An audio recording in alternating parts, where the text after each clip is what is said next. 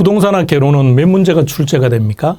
40문제. 그래서 40개 테마를 선택한 겁니다. 그러니까 파이널 1, 2 이렇게 해서 총 40가지요. 파이널 40개. 그러니까 우리가 40문제니까 파이널 40개를 선택했고, 그리고 다시 말하면 파이널 40개는 강량구 기준으로 볼 때 가장 중요하다고 생각하는 것들만 정리해 놓은 겁니다. 자, 이번에는 부동산 분류입니다. 이 파트는 책 볼륨으로 따지다 보면 어쩔 수 없이 볼륨이 많을 수밖에 없겠죠. 왜냐하면 다양한 토지들의 또는 주택들의 용어 정의를 설명하려고 하다 보니까요. 그런데 실제 학습할 내용이 별로 없죠.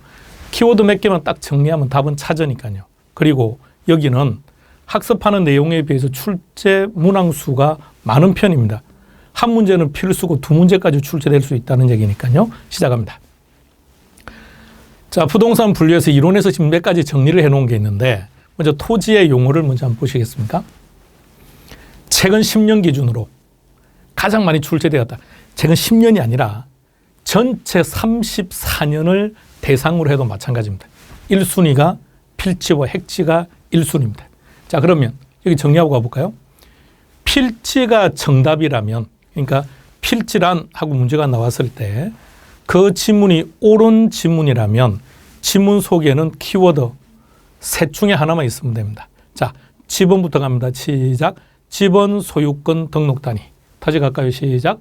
지번 소유권 등록 단위. 셋 중에 하나가 있으면 필지가 정답입니다. 획지가 정답이라면 지문에는 가격. 자, 두 번째로 많이 나왔던 게 후보지와 이행지입니다. 먼저 후보지가 정답이라면 지역 상호간, 이행지가 정답이라면 지역 내에서 둘 다 공통점 진행되고 있다는 겁니다. 용도 변경이 진행되고 있다. 그래서 전환 중, 진행 중. 그래서 이게 좀 한글로 좀 기억하면 표현들이 너무도 다양하기 때문에 그냥 ing라고 기억하는 게 좋을 것 같습니다. 다음 세 번째, 포락지, 빈지, 간석지는 자, 특징에서 물론 용어 정의도 할 줄 아셔야 되겠지만 특징에서 소유권이 인정되는지 인정되지 않는지를 좀 구분해야 됩니다. 자, 이 부분 한번 정리를 하고 가볼까요? 자, 먼저 포락지, 빈지, 간석지 용어 정의부터 하고 갑시다. 포락지는 뭐죠? 절도되면서 하천으로 변해서 수면 밑으로 잠겼다. 그죠? 수면 밑으로 잠겨서 하천으로 변한 토지. 빈지는요, 바다와 육지 사이. 유치하지만 빈지, 비업. 바다와 육지, 비업.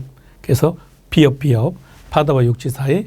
간석지는 칸, 만조, 간조 사이. 이렇게 기억하고요. 정의는 뭐 별거 아닌데. 물론 저 셋 중에서는 포락지가 절대적으로 많이 나왔죠. 포락지는 절대적으로 많이 나오고 가장 적게 출제된 게 간석지. 간석지는 전체 기간 동안 지난 35년 동안 한 번 나왔습니다. 자, 그런데 일단 같이 한 세트로 놓고 가야 됩니다. 그런데 여기서 소유권이 인정되는 것은 포락지. 포락지만 소유권 인정. 나머지 둘은 소유권이 인정되지 않는다. 이 소유권이 인정된다 안 된다고 나오기도 하고요. 아니면 이게 등록된 토지 또는 등록되지 않은 토지. 근데 이걸 좀 더 정확하게 말하면 소유권을 인정하는 건 맞아요. 근데 언제 인정한다는 겁니까? 과거에. 그럼 여기서 말하는 과거라는 말은 언제를 얘기하는 겁니까? 포락되기 전. 그러니까 포락되기 전까지는 개인의 소유권을 인정하는, 즉 지적공부에 등록이 되어 있던 토지였지만 포락이 되는 순간부터는 개인의 소유권을 인정하지 않는 거죠. 그래서 가장 정확한 표현은 과거입니다. 이제 시험은 과거라는 단어까지도 출제가 되었습니다. 이게 가장 정확한 표현입니다. 그래서 3번 포락지, 빈지, 간석지는 용어 정의도 가능해야 됩니다만 소유권을 인정하는지 안 하는지도 구분하셔야 됩니다. 다음 동그라미 4번 간간히. 쟤들은 전부 다 한 번 내지 두 번 출제되었던 용어 정의들. 자, 주택의 분류에서는 기본적인 게 단독과 공동을 구분하는 거죠. 그래서 부동산 개론에서도 단독과 공동을 섞어 놓고 공동 아닌 거 찾으세요, 단독 아닌 거 찾으세요, 이런 것도 다 시험에 나왔습니다. 그런데 만일 시험 문제가 단독주택과 공동주택을 구분하는 시험 문제가 나온다면, 아니 물론 다 알고 계신 거니까요. 단독주택의 종류 4가지 들어갑니다. 시작. 단다가공. 공동주택의 종류 들어갑니다. 시작. 연세기. 그러니까 이거 별거 아닌데, 근데 어쨌든 우리는 이런 문제가 나왔을 때는 얼마나 빨리 찾아서 시간을 절약하느냐의 문제니까, 결론은 단독과 공동이 나왔을 때는 다자 붙는 게 답입니다. 단독과 공동에서 다자 붙는 게 3개 있죠. 다중주택, 다가구주택, 다세대주택. 이 중에서 다세대주택은 공동주택이고 나머지는 단독이다. 이것만 딱 구분하면 되는 거죠. 그리고 세대라는 말만 기억하면 된다고요. 세대라는 단어만. 공동주택의 종류 중에 한 가지가 아파트죠. 그 아파트의 단위가 세대, 100세대, 1000세대, 이게 정확한 표현이에요. 그러니까 아파트의 단위는 세대이기 때문에, 그렇다면 세대라는 단어가 들어가는 게 공동주택이다. 그럼 나머지는 다 단독이다. 그렇게 그냥 구분을 분류하는 것이 가장 답 찾는 데는 좋습니다. 자, 그래서 동그라미 1번의 다중주택은, 그러니까 이제 시험 문제가 나오면 단독과 공동을 섞어 놓고 아닌 거 찾으세요, 맞는 거 찾으세요. 이제 이거는 유치한 단계에 접어든 겁니다. 왜냐하면 그건 너무 예전에 나왔던 스타일이라서. 그러면 이제 주택의 분류에서 가장 중요한 거는 다중주택인데, 다중주택은 요건이 4가지입니다. 법은 4가지 요건을 모두 다 충족할 것, 이렇게 규정하고 있기 때문에 그 4가지 조건이 무엇인지는 기억해둬야 됩니다. 자, 다중주택의 요건 4가지. 첫 번째, 여러 사람이 장기간 거주할 것. 두 번째, 독립된 주거 형태를 갖추지 아니할 것. 단 욕실은 설치할 수 있고 취사시설은 안 된다. 세 번째, 면적은 어떻게 됩니까? 660제곱미터 이하의 청수는, 다중은 단독이라 그랬죠. 단독은 3개, 개자 빠지면 틀립니다. 3개청 이하. 네 번째가 최소 면적, 창문 설치. 그리고 주택 유형 분류는 정리했었고요. 자, 그 다음에 주택법입니다. 주택법인데 최소한 여기에 지금 정리되어 있는 것들은 반드시 알아야 됩니다. 자, 첫 번째, 단독과 공동을 구분하는 겁니다. 여러분, 단독주택을 정의하세요. 다시. 자, 다시 오세요. 자, 칠판. 자, 여러분, 우리는 선수죠. 선수끼리는 설명하는 거 아니에요. 선수끼리는 키워드만 딱 말하면 끝. 자, 다시 갑니다. 단독주택이란 뭐다? 1세대. 그럼 공동주택은 뭐죠? 공동으로 사용. 여기서 조심할 게, 공동주택에 보면 각 세대라는 단어가 보여요. 이것 때문에 함정에 빠지면 안 됩니다. 단독은 1세대, 단독주택은 1세대, 공동주택은 공동으로 사용. 다음 두 번째 갑니다. 준주택 그러면 주택 외. 자, 준주택은요, 종류가 4개인데 이 종류까지 좀 기억합시다. 종류 4개. 준주택의 종류 4가지가 어떻게 됩니까? 오노다기. 오노다기. 그것만 기억하면 답 찾아냅니다. 다음 3번으로 갑니다. 민영주택인데 우리 이렇게 기억합시다. 민영주택과 국민주택은 서로 대립되는 개념이다. 그러니까 쉽게 표현해서 민영주택 반대말이 국민주택이야. 그럼 국민주택을 제외한 주택이 민영주택입니다. 이렇게 학습할 때는 정말 별거 아닙니다. 학습할 때는 정말 별거 아닌데 시험장에서 만나면 계속 오락가락 헷갈려 합니다. 그러니까 정확하게. 그럼 장난치면 어떻게 장난치느냐? 국민주택 자리에 다른 단어 집어넣어 버립니다. 그러면 순간 또 막 헷갈려요. 그러니까 뭐라고 기억한다고요? 민영주택하고 국민주택이 반대말인 것처럼 우리는 그렇게 생각하자고요. 동그라미 4번에 갑니다. 실제 여러분, 세대 구분형 공동주택이라는 이름을 먼저 만들어 놓고 정의가 나온 게 아니라 이런 내용이 먼저 나온 거예요. 그럼 이런 내용을 가지고 이름을 정한 겁니다. 때문에 내용을 잘 읽어보면 그 속에 답이 다 있어요. 공동으로 사용한다. 그래서 공동주택이라고 한 거예요. 자, 그래서 실제 각각의 주택의 정의를 기억하는 것은 별게 아닌데 거기는 포인트 하나하나는 정확히 기억해둬야 됩니다. 세대 구분형, 단어 그대로입니다. 세대를 구분한 거예요. 그죠? 세대별로 구분했다. 그럼 세대별로 구분은 했는데 구분 소유할 수 있다, 없다? 없다. 이런 게 포인트입니다. 자, 그 다음에 도시형 생활주택에서는 4가지를 기억해야 됩니다. 첫 번째, 세대 수는 300세대 미만. 크기는 어떻게 되죠? 사이즈는 국민주택 규모. 종류는 대통령령으로 정한다고 되어 있는데 3가지죠.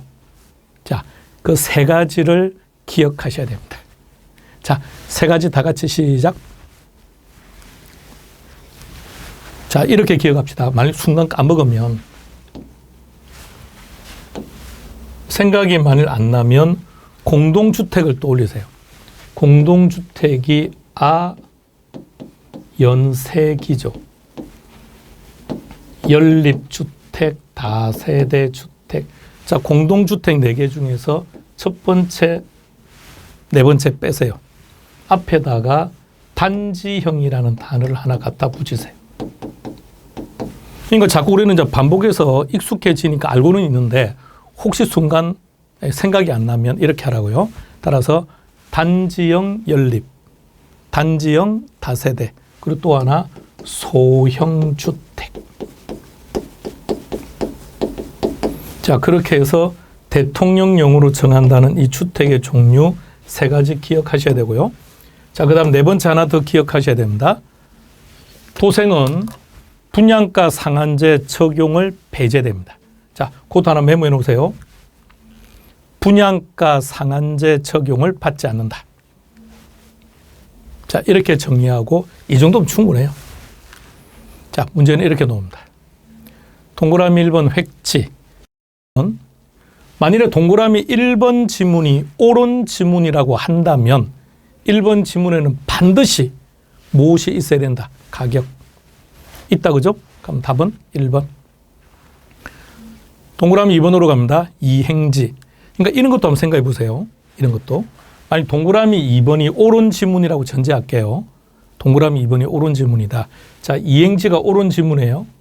그럼 출제자가 장난치기 위해서 이행지 자리에 획지를 갖다 쓰거나 공지를 갖다 넣는 일은 없다고요. 그러니까 이행지가 답인데 출제자가 장난치면 후보지를 집어넣는 거죠. 1번 지문이요. 획지를 장난치기 위해서 저 자리에 이행지가 들어가거나 공지가 들어가거나 이런 일은 없다는 거예요. 그렇게 출제된 적은 단 한 번도 없다고요. 그러면 저기는 뭐가 들어간다는 장난치면? 장난치면 필지. 그러니까 필지와 획지를 한 세트로 묶어버리고 후보지 이행지를 한 세트로 묶어버리고 포락지, 빈지, 간섭지를 한 세트로 묶어서 소유권을 인정한다는 건지 안 한다는 건지를 구분하고 이렇게 학습을 하는 게 좋다는 얘기입니다. 동그라미 2번으로 갑니다. 이행지가 맞다면 지문에는 뭐라고요? 지역 내에서. 그런데 여기는 지역 상호간이라고 했으니까 X. 이행지가 아니라 후보지죠. 하나 더 보셔야 됩니다. 전환되고 있다 그랬으니까 후보지를 말합니다. 동그라미 3번. 동그라미 3번 빈지가 나와 있는데 빈지는 뭐라고 정의한다고요? 바다와 육지 사이. 근데 지금 여기 보면 침식되면서 수면 밑으로 잠겼다 그랬으니까 이거는 빈지가 아니라 포락지죠. 하나 더 봐야 됩니다. 아니, 만일에 이게 포락지라면 소유권 인정한다 안 한다? 인정한다. 따라서 지적공부에 등록된 토지다. 언제? 과거에. 과거라는 언제를 말하는 겁니까? 침식되기 전에. 침식되어서 수면 아래로 잠기기 전에는 지적공부에 등록되어 있던 토지를 우리는 포락지라고 말합니다. 동그라미 4번으로 갑니다. 만일에 공지가 맞다면 지문에는 뭐라고 나와야 되죠? 비어있는, 남겨둔. 그런 말은 안 보인다. 그죠? 개발 이전 자연 상태로 있는 토지라고 했으니까 뭐라고 해야 됩니까? 자연 상태 그대로 원지라고 해도 되죠. 원지 또는 소지라고 해도 맞습니다. 원지도 하나 적어 놓으세요. 동그라미 5번으로 갑니다. 택지가 이용되는 가장 먼 거리, 채원, 방권, 한계지에 대한 정의입니다. 따라서 답은 1번. 이런 식 형태예요. 이런 식 형태. 자, 다음 문제 가보겠습니다. 여기서 한 가지만 더요. 여기서 한 가지만.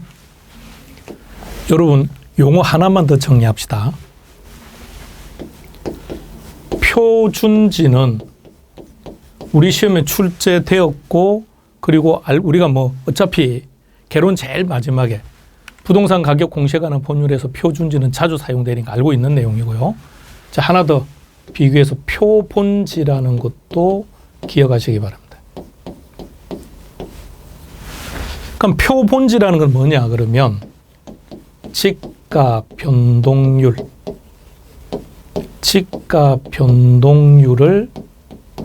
측정하는, 그 다음부터 계속 길어지니까 다른 거는 기억하지 말고 저 말만 딱 기억하세요. 표본지는 지가 변동률 측정, 이것만 딱 기억하세요. 표준지는 표준지 공시지가를 기준으로 개별 공시지가를 구하는 거죠. 그럼 표준지라는 개념은 가장 그 지역의 지가 수준을 보편적이고 일반적으로 반영하는 토지를 말하는 거죠. 그래서 표준지도 있지만 표본지도 있다는 거, 이것도 함께 기억해 두시기 바랍니다. 메모해 놓으셔야 됩니다.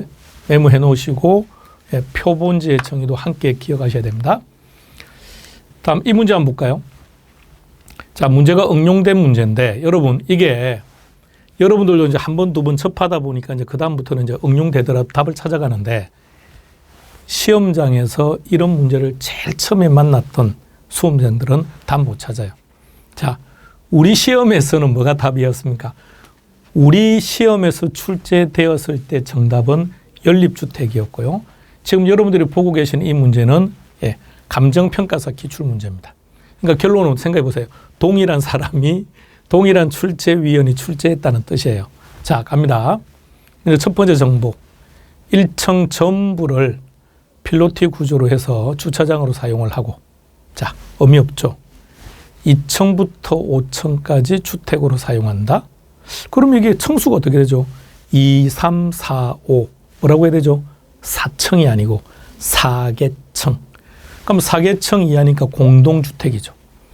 공동주택의 종류가 연색이니까 여기서 답이 될 수 있는 것은 1번도 될 수 있고 2번도, 그러니까 일단 4번을 제외하면 4번 다가구는 단독이고 나머지는 다 공동이죠. 나머지는 다 가능하다. 그죠? 자, 그런데 아파트는 5개층 이상이죠. 그러면 1번은 탈락. 2번에 기숙사, 말도 안 되니까 탈락. 그러면 정답이 될 수 있는 것은 3번 아니면 5번인데, 자, 이제 여기서 이제 포인트가 나옵니다. 면적이 1000제곱미터랍니다. 자, 그럼 우리는 이렇게 하는 거죠. 단독이든 공동이든 면적은 660제곱미터 이하죠. 근데 유일하게 초과하는 게 딱 하나 있습니다. 그게 연립주택이죠. 그래서 면적 때문에 5번 다세대는 탈락. 따라 정답은 3번 됩니다. 우리 시험에 출제되었던 문제는 5번이 정답이었습니다. 5번이 정답이었고, 자, 감정평가사 시험 문제로 나왔던 것은 연립주택이고, 그러니까 이렇게 어떤 다양한 형태로서 응용이 가능하다는 얘기입니다. 정답은 4번입니다.